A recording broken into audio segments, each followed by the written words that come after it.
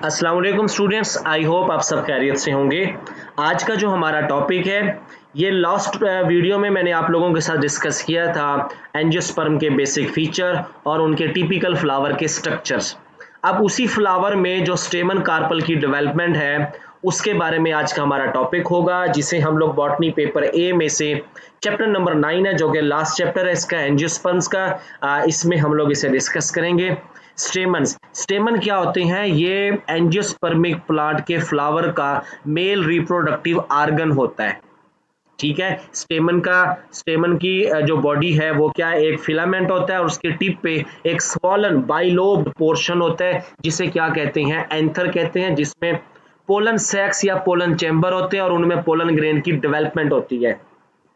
एक स्टेमन बेसिकली क्या होता है, माइक्रोस्पोरोफिल्स होता है। Each microsporophylls are stamen consist of a stalk, the filament and bilobed structure at it tips called anther.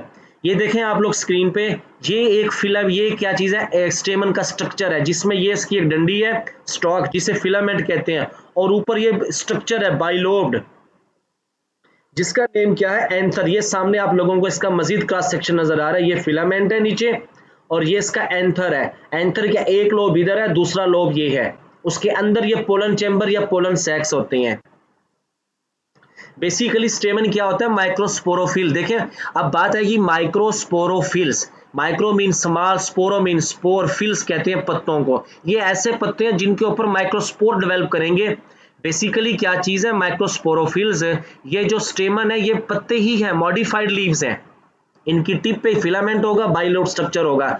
Anther lobes are connected with the tissue connective. Each anther lobe contain 2 microsporangia in which microspore develop. समझ आ गई? एक lobe के अंदर क्या होंगे, 2 microsporangia होंगे जिनसे माइक्रोस्पोर डेवलप करेंगे। Each microsporangium is surrounded by many layered sporangial wall that surrounds sporogenous cells. The innermost layer of sporangial wall is nutritive in nature and called tapetum, क्योंकि अंदर जो माइक्रोस्पोर डेवलप होने हैं उनको development के दौरान food nutrition चाहिए जो कि टेपटम उनको प्रोवाइड करेगा। The sporogenous cell divide to give rise to spore mother cell. याद रखिएगा स्पोर मदर सेल क्या होता है, ये डिप्लाइड होता है, ये मियासिस करेगा और चार चार क्या बनाएगा, माइक्रोस्पोर बनाएगा।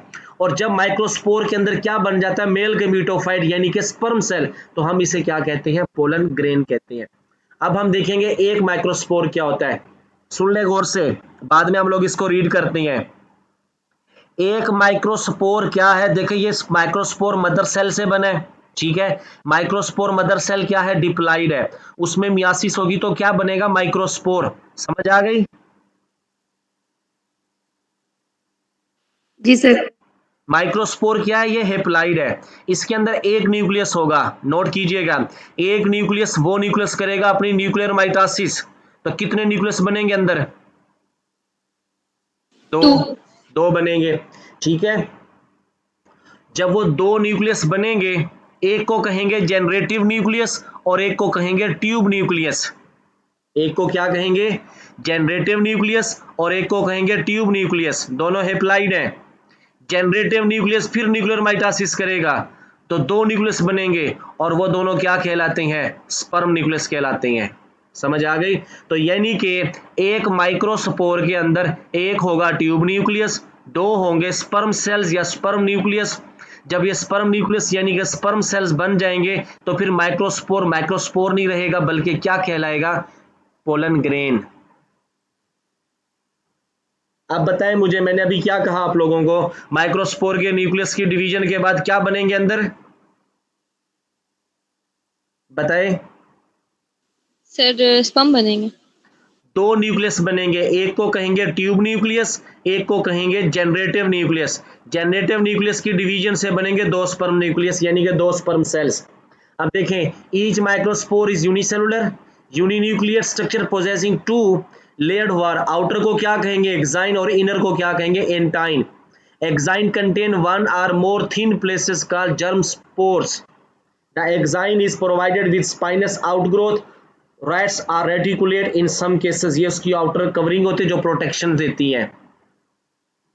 उसके बाद है मेगास्पोरोफिल्स, जिसे क्या कहते हैं, कार्पल कहेंगे। Each megasporophylls are carpel consist of a basal swollen portion, नीचे फूला हुआ हिस्सा होता है उसे कहते हैं ओवरी, फिर उसके ऊपर क्या होता है, एक डंडी होती है जिसे कहते हैं स्टाइल, और टिप पे क्या होगा, एक स्टिग्मा होगा जो कि पोलन ग्रेन्स को क्या करेगा, रिसेप्टिव डिस्क बनाता है, उस जो कि किसको रिसीव करेगा, पोलन ग्रेन्स को। अब उस ओवरी के अंदर क्या होता है, अब ये सुने, ovary contain one or more rounded oval bodies called ovules, ये मेगास्पोर है। ओव्यूल्स बेसिकली क्या होता है, megaspore. The ovule are borne on ovary wall upon a specialized tissue called placentae. ठीक है, ओवरी के अंदर जो ओव्यूल है वो ओवरी वाल के साथ एक टिश्यूज के जरिए अटैच होता है, उसकी पोजीशन होती है, उसे हम लोग क्या कहते हैं, प्लेसेंटी, और इस प्रोसेस को क्या कहते हैं, प्लेसेंटेशन। अब देखें, each ovule is attach, ovule का याद रहेगा ये मेगास्पोर है। Each ovule is attach to the placenta through a short stalk funicles, इस डंडी को कहेंगे। The place of attachment of funicle with the main body of ovule is hilum. The main body of ovule consists of sporogenous tissue called nucellus. ये है ovule के अंदर का segment, अंदर वाला पोर्शन, इसे क्या कहते हैं, न्यूसिलस, सराउंडेड बाय वन और टू प्रोटेक्टिव कवरिंग कॉल्ड इंटेगोमेंट। देखिए ठीक है, ओव्यूल के अंदर जो स्पोरोजिनस टिश्यू है वो तो है उसका न्यूसिलस, बाहर के ऊपर की जानिब जो कवरिंग है उसे कहेंगे इंटेगोमेंट, जो फर्टिलाइजेशन के बाद क्या बना देता है, seed coat. Integument do not surround the nucellus completely, rather a small opening called micropyle is left at the top. The junction of nucellus and integument is known as chilaza. अब देखें ऊपर micropyle है क्योंकि ऊपर जब pollination हो जाएगी तो स्टिग्मा से स्टाइल से होती हुई पोलन ट्यूब इस माइक्रोपाइल के जरिए इसके न्यूसिलस के अंदर जाती है ताकि स्पर्म्स को अंदर मौजूद एग सेल के साथ फर्टिलाइज करवाया जा सके। The junction of nucellus and integument is called chalaza. The nucellus can represent megasporangium. Therefore, ovule is also termed as integumented megasporangium. A nucellus cell enlarged in size act as megaspore mother cell. ये divide करेगा meiotically तो क्या बनाएगा, 4 megaspore बनाएगा, 3 क्या हो जाएंगे यहाँ पे डिसइंटीग्रेट, सिर्फ एक रह जाएगा जिसने बाद में क्या बनानी है, एम्ब्रियो सैक यानी कि फीमेल गमीटोफाइट बनाएगा। ये इसका स्ट्रक्चर है, समझ आ गई इसकी। माइक्रो ओव्यूल और माइक्रोस्पोरोफिल स्टेमन और कार्पल की डेवलपमेंट, ये इसका स्ट्रक्चर है।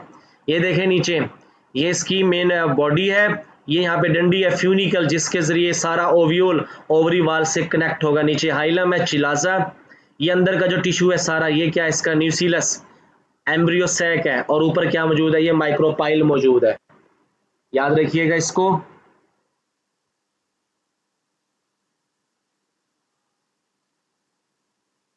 समझ आ गई यहां तक। स्टेमन और कार्पल की जो डेवलपमेंट है, स्टेमन और कार्पल का जो स्ट्रक्चर है वो ये है जो मैंने अभी आप लोगों को दिखाया। ये नीचे देखें, ये सरसरी से दिखाई, नीचे ओवरी, स्टाइल और देन क्या, स्टिग्मा, फिर ओवरी को उन्होंने ये एक्सपोज करके दिखाया है सारा। समझ आ गई ये चीज आप लोगों को, स्टेमन और कार्पल का स्ट्रक्चर। तो स्टूडेंट्स आप लोग इसको रिवाइज करेंगे, स्टेमन और कार्पल के डेवलपमेंट यानी स्ट्रक्चर को। इसमें कोई भी क्वेश्चन क्यूरी होती है आप लोगों की, आप लोगों ने ये डायग्राम ड्रॉ करनी है और क्वेश्चन आप लोगों ने कमेंट सेक्शन में आके लाजमी पूछना है। अपना ख्याल रखिएगा, मुझे इजाजत दें, अल्लाह हाफिज।